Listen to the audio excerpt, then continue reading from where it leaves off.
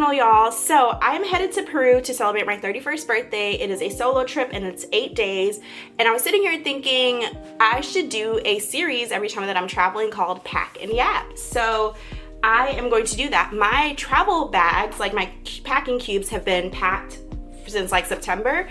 But we're gonna put them into the bags. I'm gonna do a quick voiceover of what I'm doing and why, and also, you know, give you guys some solo travel tips. And just so, since he's right here, you guys get a quick intro to Crit. He just turned 6 a couple days ago. He just had a birthday. That's my baby. But yeah, so that is what we're gonna do today. I'm hoping that this video is like 5 minutes long, but you know I love to yap, so we're gonna try to keep it real cutesy, demure, and short. All right, let's get into it. Okay, so I'm pulling up with the voiceover. What you see on the screen is probably not going to correspond with what I'm saying, because I'm just really here to share some tips and tricks and thoughts as I pack. But you know, I might hit on some of the stuff that you're seeing me pack too. So first things first, safety first. Do your research. In my Nicki Minaj voice, since you know that'll hit different, do your research, okay?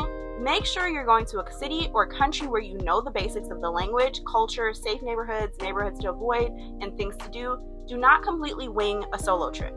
Another pro tip for me is like check Reddit. Like people on Reddit are going to tell you what it is. They are going to be completely honest. So don't just like do the regular Google search, you know, see if you can get to like a local or somebody that's on Reddit, and they're going to tell you the tea. Next thing is, call me, beat me if you want to reach me. Babes, this is not the time to go ghost on your family and friends back home. You need to know what's going on back home, and they need to know what's going on with you. It is not the time to do all that. Use apps like Find My Friends, WhatsApp. You can stay connected really easily because as soon as you're connected to Wi-Fi, you can call and text. But if not, you can also make sure that you pre-arrange phone service with your service provider, so T-Mobile, AT&T, Verizon, whatever you have, and make sure they know you're going out of the country. You pay them. Or if you have a phone that's unlocked, you can just get an eSIM. I just got one from Holify. It was like $30 for the time that I'm going to be in Peru. So just make sure that you are able to stay connected no matter what. Wi-Fi, no Wi-Fi. We can't be out here lost in these streets, okay? So when traveling solo, the next thing on my mind is try to blend in. So when I went to Egypt, there were a lot of women out there, not shaming in any way, do you boo, but why are you in Egypt in shorts? Short shorts with your ass cheeks out. Let's not do that. Make sure you're dressed appropriately so you're not drawing any unnecessary attention. And that kind of goes back to knowing the culture of the place. Like if you know the culture, you're not going to go someplace and dress inappropriately and draw attention to yourself, which we don't want that type of attention. We just want to have a good time, especially being alone. You don't have anyone there to back you up.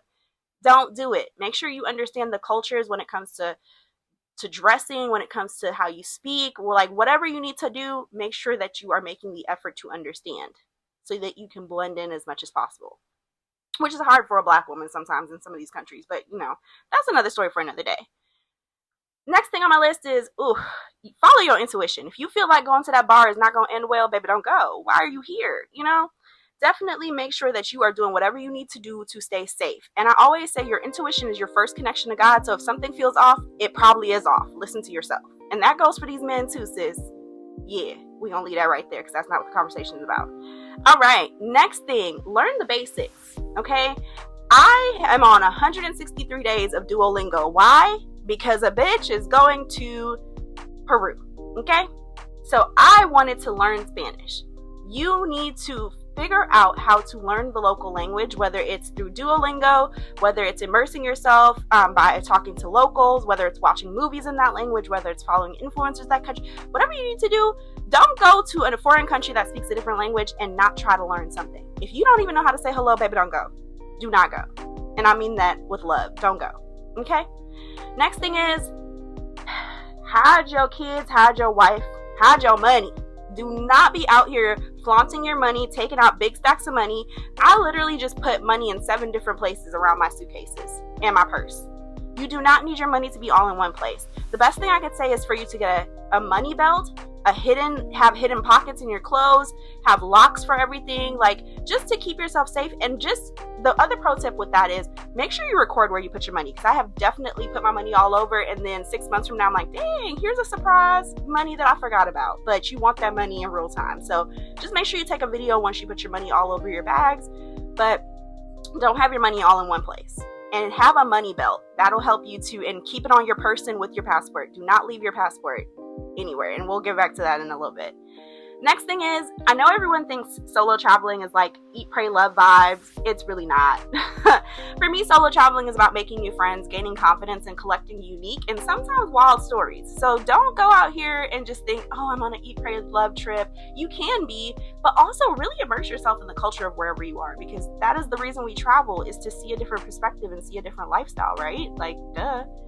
Next thing is, health is wealth, okay?